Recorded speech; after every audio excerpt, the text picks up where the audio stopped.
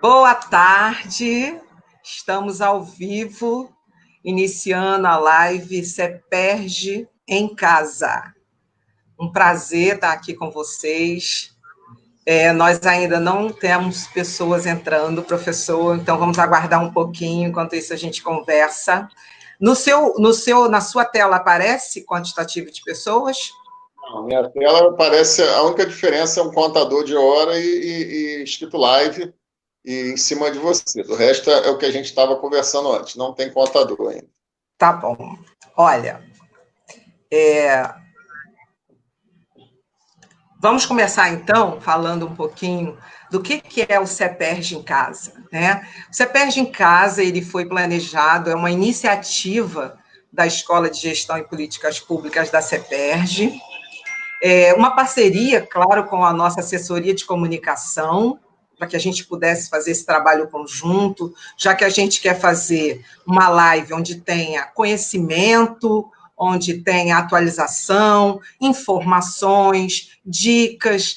Então, nós fizemos essa parceria e hoje é a nossa primeira live, né, com o nosso professor aqui, que eu já vou apresentá-lo. Quero dizer para vocês que é uma satisfação muito grande, aqui representando a CEPERJ, nesse momento que estamos todos em isolamento social, poder fazer uma atividade que nos coloque em conexão com os nossos alunos, com os nossos docentes, com os servidores públicos, que são pessoas muito próximas da CEPERJ, são pessoas que estão sempre em contato conosco. Então, é nesse momento que a gente quer realmente oportunizar isso, né? Essa aproximação com conteúdo, com conhecimento. Quero dizer para vocês que hoje a gente inaugura, faz a estreia do CEPERJ em Casa com o nosso professor Marcos Braga. O professor Marcos Braga, ele é um pesquisador, é também um doutor em ciências, em políticas públicas, né, professor?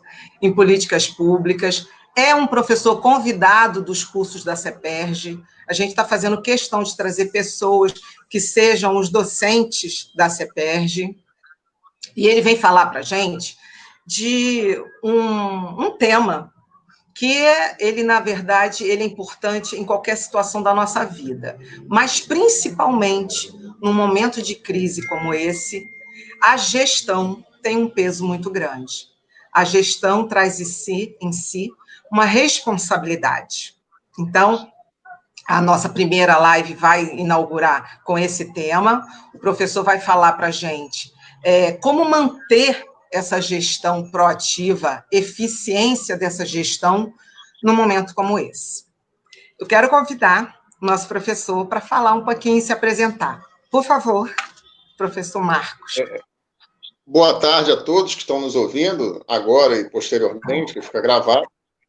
Meu nome é Marcos Braga, né? Eu gostaria de agradecer muito o convite do CEPERJ, na figura representada pela Osana Meirelles, né? Adorei dar aula no CEPERJ, né? É um espaço muito interessante, né? Nós convivemos principalmente aí com o servidor do governo do Estado, é um espaço de capacitação, as escolas de governo são elementos importantíssimos no processo de capacitação. Nós hoje somos a sociedade do conhecimento, conhecimento é fundamental o desenvolvimento da nossa atividade no setor público, eu também sou servidor, e sei dessa importância, e fico muito agradecido pelo convite, né, e nós vamos falar um pouco aí das questões afetas ao nosso tema mágico, né, que é a Covid, vinculando a discussão da gestão também. Então, esperamos que a gente tenha uma boa live nessa tarde de hoje.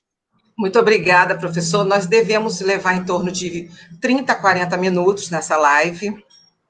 A gente tem muito assunto para falar, mas a gente sabe que o tempo das pessoas é um pouco curto, né? Então, a gente está prevendo aí de 30 a 40 minutos. E aí eu quero começar, professor, falando com o senhor, antes da gente entrar no tema especificamente de gestão, qual a sua visão geral nesse contexto de pandemia, né? É uma situação totalmente nova para todos nós, fomos pegos de surpresa, né? E como é que o senhor vê a questão da produtividade num momento como esse? Bem, vamos lá, né? O momento que a gente está vivendo realmente é um momento ímpar, né? Não se tem história de um evento dessa natureza que não seja as duas guerras que nós passamos e a pandemia que houve em 1918, oriunda da chamada gripe espanhola, que apesar de ser chamada gripe espanhola, surge nos Estados Unidos. Então, esse evento, que coincidiu com o fim da Primeira Guerra, a própria Primeira Guerra leva a difusão desse tipo de influenza, foram eventos mundiais desse toque. Nenhum outro, queda do Muro de Berlim, 11 de setembro, nenhum outro teve esse impacto na vida das pessoas. Nós tivemos duas pandemias recentemente, né, uma em 2002 do SARS, que é síndrome aguda respiratória, é uma sigla que envolve uma síndrome de insuficiência respiratória, surge lá na China em 2002, chega aí para o Canadá e o vírus, de repente, ele esmaece. E a outra que foi o H1N1, eu particularmente tive H1N1, morava em Brasília na época, mas pelo grau de volatilidade do H1N1, ela não teve tanta... em que pese aqui no Brasil consta algo em torno de 200 mil pessoas. Nossa, bastante, né? Menos de 200 mil pessoas, não, consta em torno de 2 mil pessoas que vieram a falecer, né?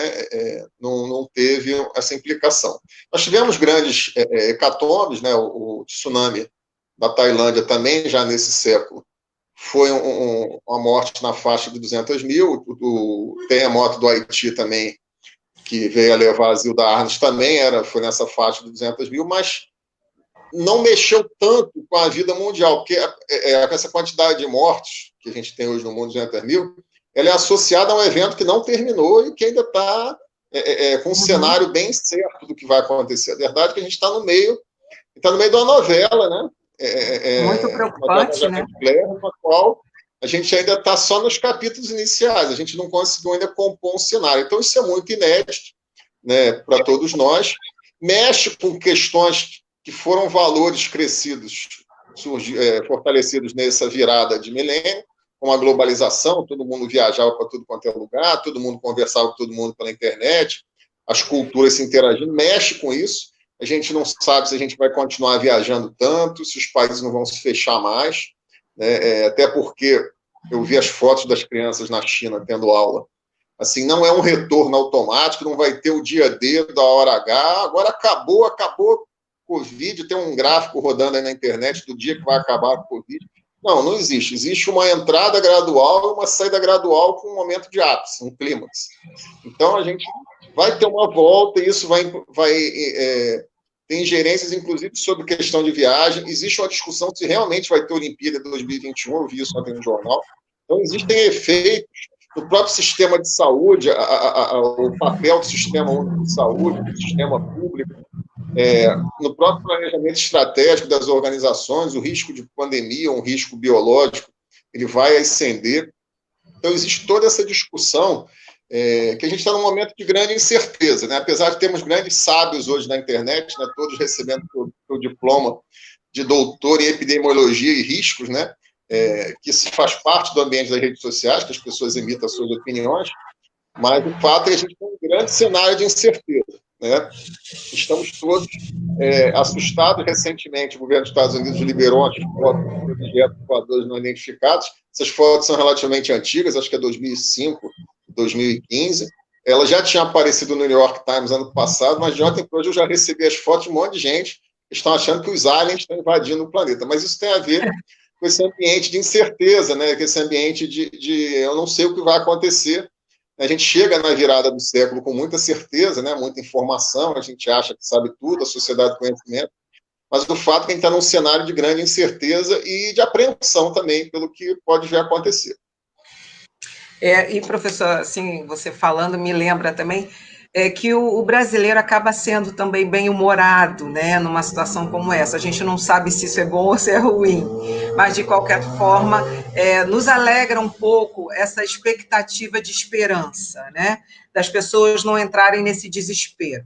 Talvez essa semana, por conta dos assuntos que estão mais próximos de nós, as pessoas, né, que estão chegando a óbito. Então, a gente está criando assim, um clima de mais insegurança e talvez mais medo, né? Mas é isso, a gente não sabe muito bem que cenário é esse, e quando você fala das crianças na China voltando às aulas, eu também vi essa foto e fiquei impactada. não é uma foto assim agradável de ver, né? Parece que nós estamos indo para uma batalha e que a gente realmente, de uma certa forma, está sem saber quem é o inimigo, né? O inimigo é invisível. O sociólogo chamado Ulrich Beck, né, no último livro dele, né, veio a falecer na virada do século, ele falava dos grandes, da sociedade do risco global, né?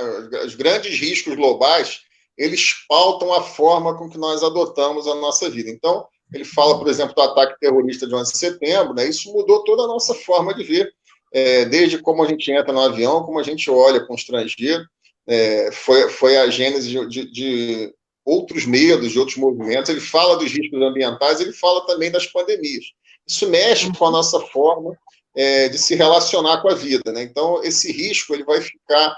E tudo é uma questão da percepção do risco. A percepção desse risco epidêmico ele vai ficar rondando a nossa mente, que é uma coisa...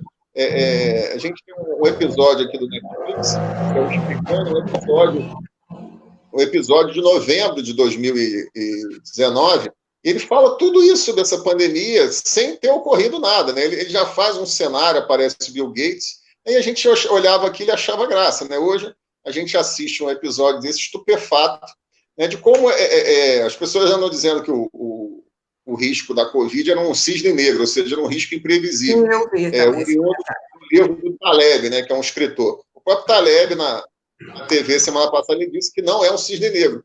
Não é um risco totalmente imprevisível, mas é um risco de baixa probabilidade, mas de alto impacto. Mas dizer que ela é imprevisível, não. A própria Finlândia, por exemplo, ela tem armazéns com respiradores, com máscaras, que ela fez uso agora, porque depois da Segunda Guerra Mundial, quando ela foi ocupada pela antiga União Soviética, ela passou a adotar uma política de gestão de riscos estratégicos, que eles têm lá armazéns com itens, alimentos, para diversos tipos de situações desses grandes riscos globais.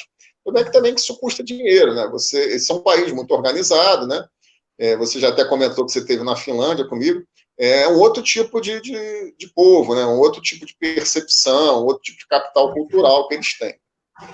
E, professor, falando nessa questão aí do seu artigo, que eu li e achei muito interessante, a gestão ela traz em si uma pressão muito grande, né? As pessoas têm uma pressão muito grande sobre a gestão, porque nós estamos lidando com situações que exigem tomada de decisões rápidas, em função do risco, em função da segurança e da necessidade de solucionar logo o problema.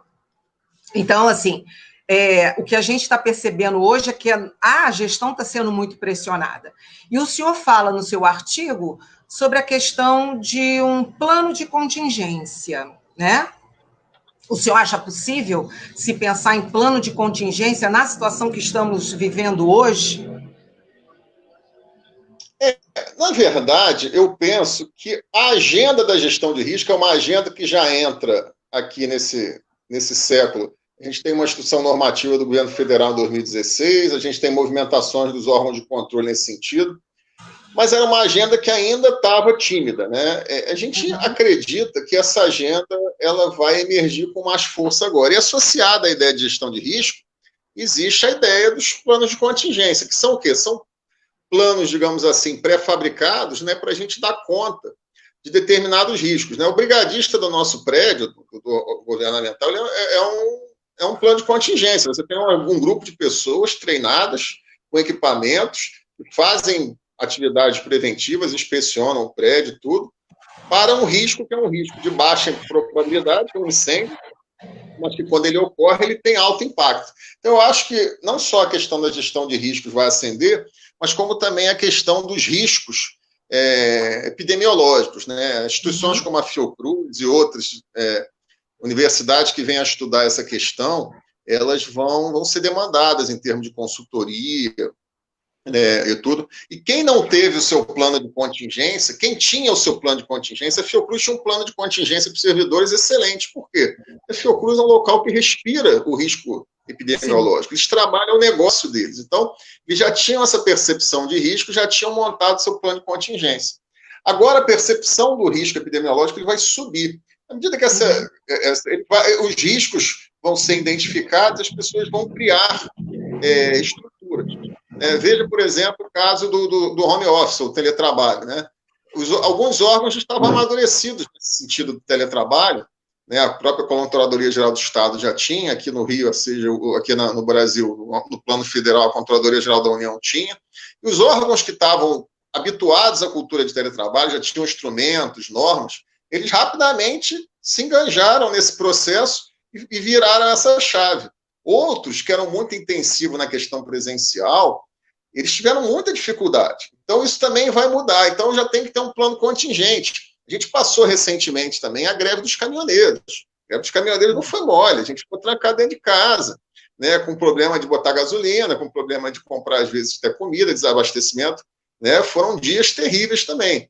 Esses impactos, né, incêndio do Museu Nacional, greve dos caminhoneiros, pandemia, vai fortalecendo a necessidade da gestão de risco. Porque a gestão de risco se preocupa com como aquilo ali não vai acontecer, como é que eu vou me prevenir se aquilo vai acontecer de novo. É o famoso gato escaldado que tem medo de água fria. Então, a gente vai desenvolver um pouco esse medo de água fria, a gente acha que essa agenda ela vai emergir, assim como a própria agenda da efetividade das políticas públicas. Né? O que a gente precisou agora foi de uma política de saúde que funcionasse, de um hospital funcionando, né, de um plano de emergência, e a gente viu coisas bem bacanas, hospitais de campanha surgiram, né, medidas surgiram, temos problemas logísticos ainda de material, porque a curva de demanda do mundo todo cresceu, todo mundo comprando bem material, a Finlândia tinha feito a reserva dela. Mas custou dinheiro aqui. Você precisa tirar do seu orçamento atual para você provisionar naquilo ali. Mas como a gente já conversou... de contingência exige um investimento, né? Existe investimento, assim como você paga o brigadista também, né? O contrato de brigadista custa dinheiro, e não é barato. Mas você paga aquele valor do contrato de brigadista porque você sabe que no dia que aquilo for necessário, você não vai improvisar. Né? É como um seguro também. Você paga o seguro para o dia que acontecer alguma coisa. Você paga o seguro pela fé que você tem na incerteza. Você sabe que aquelas coisas podem acontecer. E aí você mensura pelo impacto e pela probabilidade, que são as duas grandezas da gestão de risco. Né? E eu acho que a gente é muito imediatista no Brasil, uma característica da nossa gestão cultural. Acho que isso vai avançar um pouco. Uma outra coisa também Pois não. Não, pode falar, professor. Outra coisa também que chama atenção, né, a gente olha muito assim para a máquina governamental, né, como disse um artigo que saiu recentemente no Estadão, né, para a casa de máquinas. Né? Mas a gente esquece que essa casa de máquinas é feita por marinheiros, esses marinheiros são gente. Né? O serviço público é feito por pessoas. E essas mesmas pessoas, né, como eu falei, né, aqui em casa, virou um coworking aqui, né? A mesa está disputando a mesa, minha esposa em um lugar, minha filha na outra, disputando o Wi-Fi, porque não tem suas atividades. Esse mesmo servidor que está sendo demandado, né, pelo teletrabalho, ou ele está em casa em turno, ele está sendo objeto dessas políticas de isolamento, ele está passando por situações. Ele tem o parente dele que é idoso, né, ele tem ele mesmo, que pode ser de um grupo de risco, né, ele tem as preocupações com a família dele, né, com as situações. A gente sabe que não é só o idoso, nem o grupo de risco, tem algumas outras pessoas também entrando numa situação mais gravosa, que não é em nenhum desses grupos. Então, ele tem medo também, ele tem medo do que vai acontecer, da recessão. Esse teletrabalho para ele é difícil. As professoras, inclusive, como elas estão brincando hoje na internet, tiveram que virar youtubers, né, e tentar manter os alunos atentos, né, e o aluno, por sua vez, não está acostumado a ficar 4 horas em frente a uma tela, ele está acostumado a jogar um joguinho no computador, mas não a ficar tendo aula. Né? Então, isso demandou de todos nós. Inclusive, desmistificou algumas coisas. Né? A gente achava que tudo se resolveria com o teletrabalho, ensino à distância, a gente vai descobrir que não. Isso também demanda que alguns servidores tenham que ir presencialmente. Algumas áreas são mais demandadas, nós estamos trabalhando com pessoas. Né? E a questão também do isolamento, da questão emocional. Né? Muitas pessoas têm se queixado, né, da troca do dia pela noite, da depressão, da tristeza de você não poder ir na rua. Pessoas que fazem muita atividade física são dependentes ali daquela questão da endorfina, de você fazer atividade física. o próprio convívio, né? Às vezes o convívio na sua casa não é tão harmonioso, isso causa brigas, as pessoas ficam sem paciência. Então, tudo isso afeta também a produtividade dessa gestão. Esse mesmo indivíduo, esse mesmo servidor que está nesse cenário de isolamento, depressão, né, ele vai ter que ser demandado, seja no teletrabalho ou seja até presencial, que é o caso principalmente das pessoas da saúde, que são hoje as mais demandadas nesse sentido. Professor, até aproveitando aqui para dizer para as pessoas que elas podem mandar suas perguntas que eu estou recebendo e vou repassá-las, né? Chegou uma pergunta agora, e eu vou logo lhe passar, porque trata do assunto, né? A Thelma Silva, ela está perguntando o seguinte: o que considerar como gestão eficiente nessa época de pandemia, onde temos garantia nos atos administrativos quanto à eficiência e legalidade adequadas? Vamos lá. O conceito de eficiência, né, é você atingir os seus objetivos da maneira mais rápida e a menor custo, né? Inicialmente, você tem que atingir os objetivos. Eu sempre falo isso, é importante ser eficaz primeiro e depois ir crescendo na eficiência. E aí, a nossa Thelma, que fez a pergunta, difícil a gente manter a eficiência nesse contexto incerto, porque a gente está tendo uma dose de improviso muito grande. Né? E como dizia um autor que escreveu há um tempo atrás numa revista inglesa, né, a gestão é que nem aquele equilibrador de pratos mexicano, que ele vai botando o prato numa vara e vai mantendo vários pratos, parece que o cara bateu o recorde aí, que tinha 200 pratos rodando ao mesmo tempo. E aí aquela hora que a gente vira mais equilibrador de pratos, né? E aí a gente vai ter que mediar, né? A lei ela existe para preservar valores, a probidade, a integridade, a eficiência das políticas públicas, mas a lei ela é pensada num momento de condições normais de temperatura e pressão. Por isso que, rapidamente, o governo federal e os outros entes saíram com normas, flexibilizando determinadas coisas, para poder adequar o normativo àquela nova realidade. Então, todos nós fomos invadidos por essa pauta master que nós estamos tendo que nos adequar, né? Preservando, obviamente, a eficácia e a eficiência das políticas públicas. No atual momento, né, a política de saúde, né, ela é muito visada, né, porque Sim. todo o atendimento direto às pessoas contaminadas e às pessoas que estão em situação difícil é pela política de saúde, seja pela desempenhada pelos nossos hospitais públicos, seja, inclusive, pela rede privada, que, de alguma forma, é regulada também pelo poder público. Então, a gente tem que estar preocupado com os equipamentos do pessoal de saúde para proteger o nosso pessoal da saúde. A gente tem que estar preocupado com aquilo funcionar, porque é a diferença entre salvar vidas, né, é um respirador. Então, toda a logística associada à saúde é muito importante. Então, essa é uma questão central hoje. Mas outras questões, por exemplo, uma questão da fazenda, que envolve auxílios, para as pessoas que não estão podendo trabalhar, também assumiu grande importância. A própria questão da educação, dado que a gente tem que manter as crianças em casa, de alguma forma, as crianças são vetores também. O ser humano é o vetor Sim. dessa pandemia. A pandemia, o vetor não é o rato, não é o mosquito, não é a água, o vetor somos nós. Né? E como ele tem um período grande do chamado assintomático, a pessoa que não tem sintomas, dele passando, esse é o grande risco. Ele se propaga com a grande velocidade, ele tem uma figura que é o assintomático, que ele passa o patógeno sem a pessoa ser identificada como. Né? Então, isso dificulta muito. Então, por isso que essa estratégia de isolamento foi adotada, dada a dificuldade que a gente teve. Adotada e precisa ser respeitada, né, professor? Precisa ser respeitada. É um dilema, porque ela também tem efeitos econômicos, ela tem efeitos sociais, né? Aumentou os índices de violência doméstica, a gente não tem índices de suicídio, mas tudo que envolve o estado mental e a relação entre as pessoas, no ambiente de confinamento, eu já fui da Marinha, já trabalhei num navio, eu sei bem disso. Né? O ambiente de confinamento, ele pressiona a pessoa, né? E aí é você olhar para a sua janela e falar, eu não vou porque eu tenho receio, que eu posso me contaminar.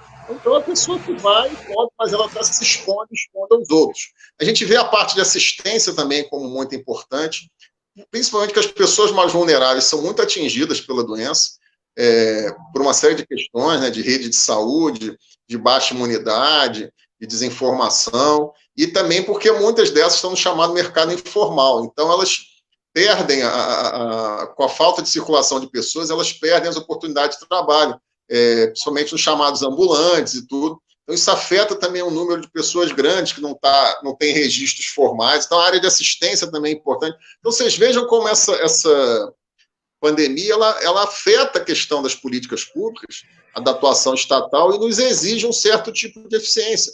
Mas é uma eficiência customizada, dentro do que dá. Porque também a gente não pode expor, a gente tem que expor nossos médicos, nossos funcionários, porque eles que vão continuar fazendo essa atividade. Então, a gente tem que equilibrar isso, né? A área de saúde tem sido muito atingida, né? A Itália mostrou isso, e a gente precisa se preocupar com esse profissional em especial, né? Além de aplausos, né? Ele precisa, né? Mas a gente se preocupar com a proteção desses abnegados. Precisa de equipamentos, né? Para trabalhar, para se proteger, para salvar as vidas. Né? Mas é difícil. Tem aqui uma colocação da Denise Teles, até nossa amiga lá da CEPERJ. Ela fala que o teletrabalho acabou obrigando todos a incorporar o avanço da tecnologia. E aí eu só queria fazer também um comentário, que a CEPERJ teve uma prática, uma iniciativa, né, com relação ao teletrabalho, que foi o curso que foi criado, o curso de introdução ao teletrabalho e à educação à distância. Para quem está nos assistindo e não conhece ainda esse curso, ele é um curso gratuito que você pode fazer, ele vem com dicas sobre teletrabalho, porque para a gente também foi muito novo, né?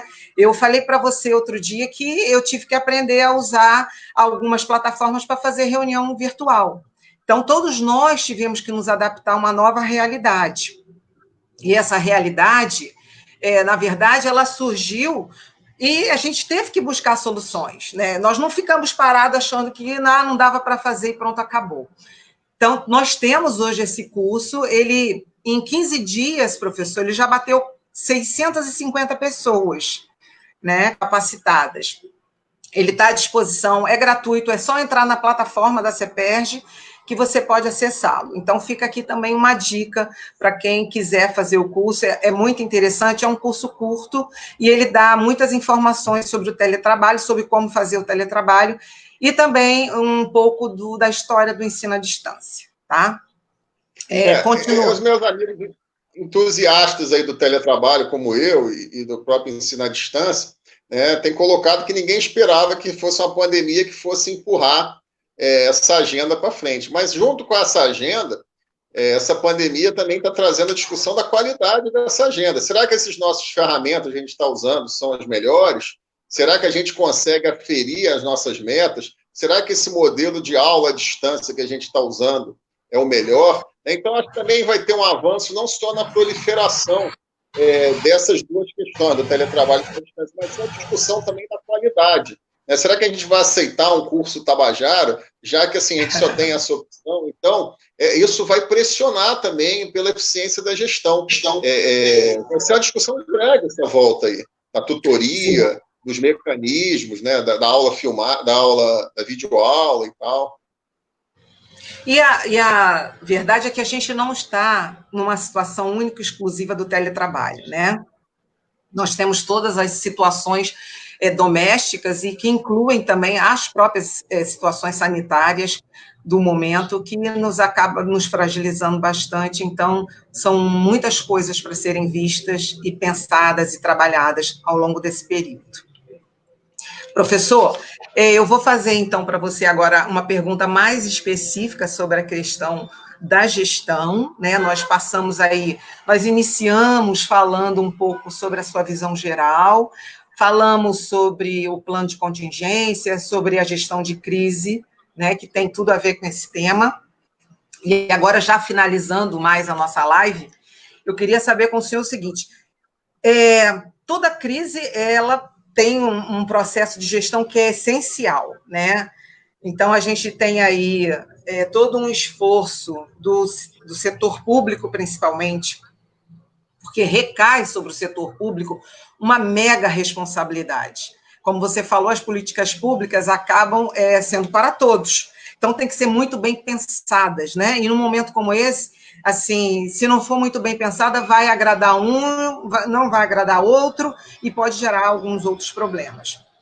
Então, é interessante que a gente reflita sobre isso. Então, qual a sua percepção sobre a gestão pública nesse momento? Como fazer essa gestão eficiente, sabendo que tem um inimigo que é novo para nós, não existe um antecedente, né, que a gente possa pensar em copiar o modelo. Nós aprendemos muito com os países que passaram primeiro por essa situação, mas nós sabemos que nós temos as diferenças sociais muito grandes, né?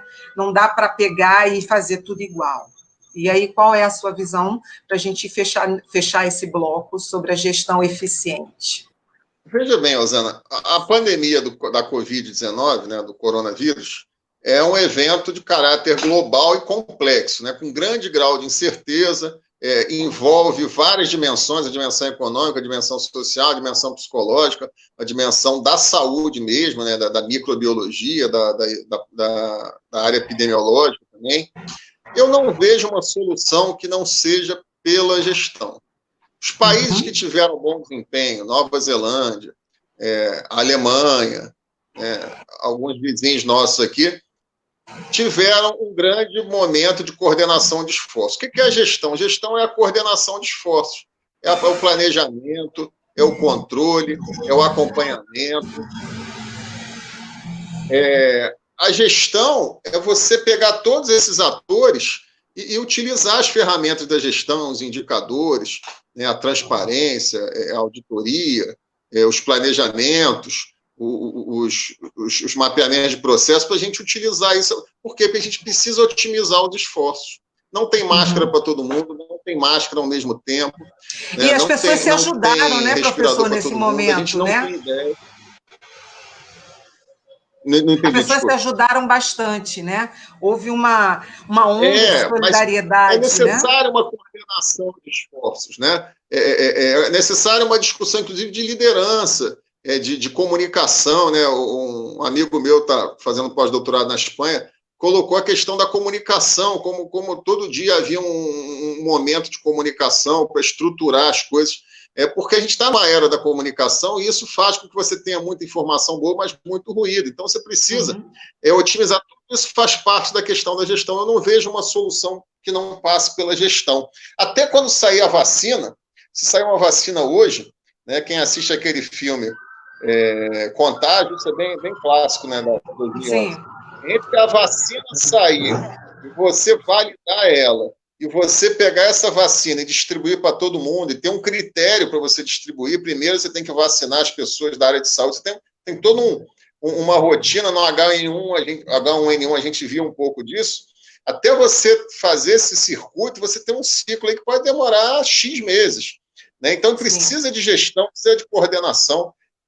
Quanto mais emergencial a situação, ou seja, quanto mais carência, quanto mais certeza, mais a gestão é necessária. Então, é nesse sentido que a gente vê a gestão eficiente. Ela vai ser eficiente para dar conta desses problemas que a gente está passando. Então, a gente tem que estar atento que o fato de a gente estar em casa trabalhando, fazendo teletrabalho, não pode nos impedir, e a gente tem que usar bem os mecanismos de comunicação para isso, a gente articular as forças dos nossos órgãos, né, e amparar aqueles que, principalmente da área de segurança, da área de saúde, da assistência, que estão tendo que presencialmente enfrentar essa batalha, né? Porque para eles o isolamento não tem sentido, porque eles são peças-chave, essenciais, mas eles também precisam ser cuidados, essas categorias. Professor, eu quero agradecer também a participação aqui das pessoas, falar que o Danilo Brito fala do SEI, que o SEI chegou em boa hora, realmente nós temos usado muito SEI nesse período, né? Para dar prosseguimento aos processos. A Thelma Silva está elogiando a sua colocação. A Denise está falando do curso de teletrabalho, que é muito bom, então aí fica um incentivo para as pessoas fazerem. E tem o Paulo Chaves aqui, que colocou que concorda com tudo isso, que passa por uma decisão e que ele apoia completamente o governador no seu decreto, né, com o seu decreto de isolamento. E nós também concordamos, viu, Paulo? Nós também estamos confiantes que é necessário e que vai garantir para a gente um futuro melhor lá na frente. Olha, eu acho que nós não temos mais perguntas. Quero agradecer demais, professor, a sua participação. Você, como sempre, um professor muito querido lá na nossa escola e aceitou essa proposta do CEPERJ em casa, ficar próximo dos nossos alunos, próximo dos servidores, trazendo uma palavra, um bate-papo, mas principalmente trazendo esperança, né, professor? Eu acho que é isso que a gente quer. Esperança que daqui a pouco a gente vai estar junto, fazendo nosso trabalho, fazendo nossos cursos, tá bom? Você quer falar alguma coisa, fechar com alguma palavra? Eu só agradecer mais uma vez essa oportunidade de fazer parte da primeira live, né, do CEPERJ em casa, né, e temos que ser esperançosos. Já passamos outras coisas na história da humanidade, como grupo civilizatório. Crescemos sempre após essas coisas, né? Lembremos que após a Segunda Guerra Mundial surge a ONU, surge uma série de discussões, a própria OMS surge após a Segunda Guerra Mundial. Esses momentos de crise fortaleceram instituições importantes para esses valores, né? Então, termina aí, hashtag, se puder, em casa, né? E vamos se cuidar. Muito obrigada. Eu queria só finalizar, pessoal, para quem está nos assistindo, agradecer a presença, a participação, né? E dizer que na próxima semana, no dia 4 de maio, a gente ia fazer na sexta, mas vai ter o feriado, então nós passamos para o dia 4. A segunda live do CEPERJ em casa, com o tema do professor, como a abordagem do design thinking pode gerar inovação e transformar problemas em oportunidades. Vai ser com o nosso professor Luiz Coelho, também tem tudo para ser uma live muito legal, muito interessante. Então, fiquem com Deus, até dia 4, segunda-feira. Professor, mais uma vez, muito obrigada pela sua participação. Foi ótimo. Obrigado. Tchau. Vai ficar gravado e aí vai estar disponível lá no site da CEPERJ e na página do Facebook da CEPERJ. Obrigada, pessoal.